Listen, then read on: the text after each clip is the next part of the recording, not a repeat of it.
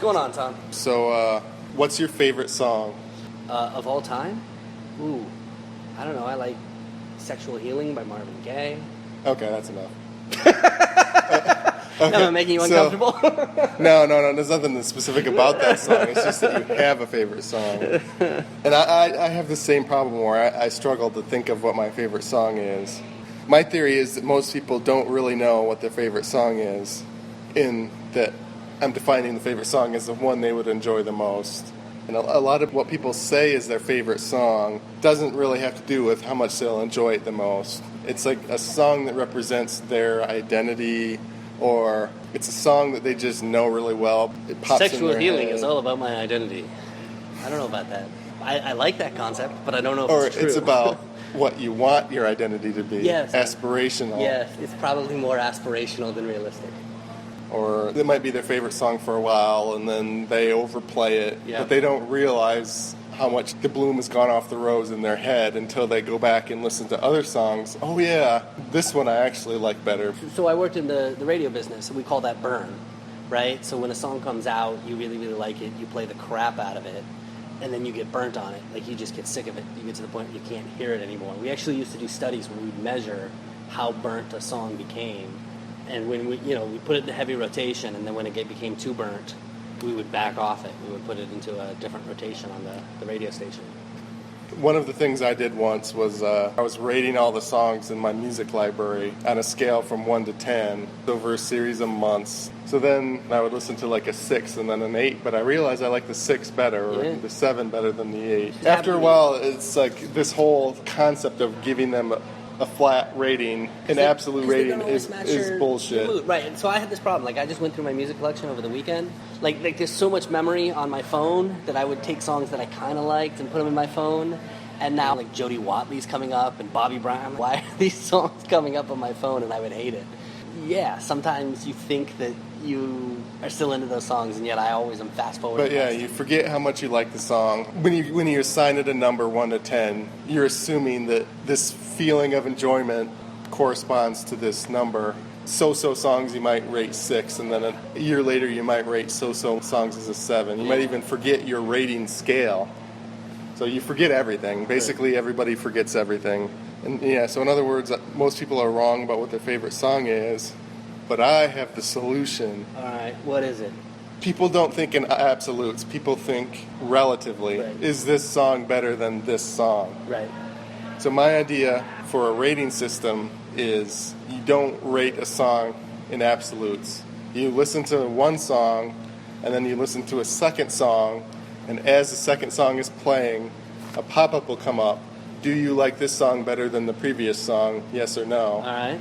So you just keep doing that. And then eventually you get to the perfect song, right? Yeah, eventually it figures out. A bracket, like the Final Four, NCAA. All right, so let me name 2 songs. You tell me which one you like better. Garth Brooks, Friends in Low Places. Michael Jackson, Thriller.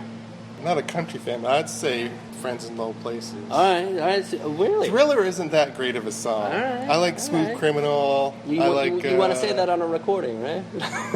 Posterity, for all time. When I was a kid, I used to love that. I understand. Smooth Criminal. It was just a better song than Thriller. All right, so now we got Friends in Low Places, and let's pit it up against Back in Black by AC/DC.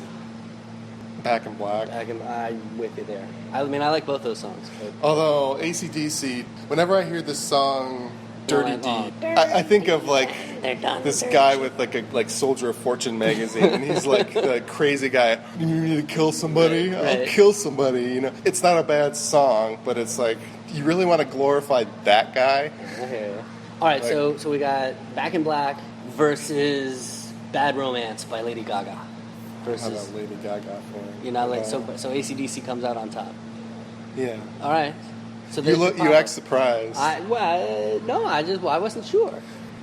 If you listen to one song and then listen to another song, you don't need to have the memory of like listening to a song years ago and giving it a rating. You're listening to the song 3 minutes ago. It might not be a perfect scale. Like you might say that A is better than B and B is better than C, but then you might later say C is better than A. That's like a logical paradox. But it's like an Escher drawing with who music. cares, you know? I mean, when you rate songs, you just want a set of songs to play on iPhone. I understand. Yeah. It doesn't really matter if there's a paradox. Right. Won't that create a rip in the space-time continuum? Won't the universe unravel if we do that? If you're a bad software engineer. Oh, all right. I don't want to endanger the universe. And the other thing is, you could put algorithms in it if there is a paradox like that. Okay, let's play C and then play A. Well, wait. See if it resolves itself out. It might be spotting songbird. Right. You could have algorithms that try to figure that out over time too. This sounds very complicated.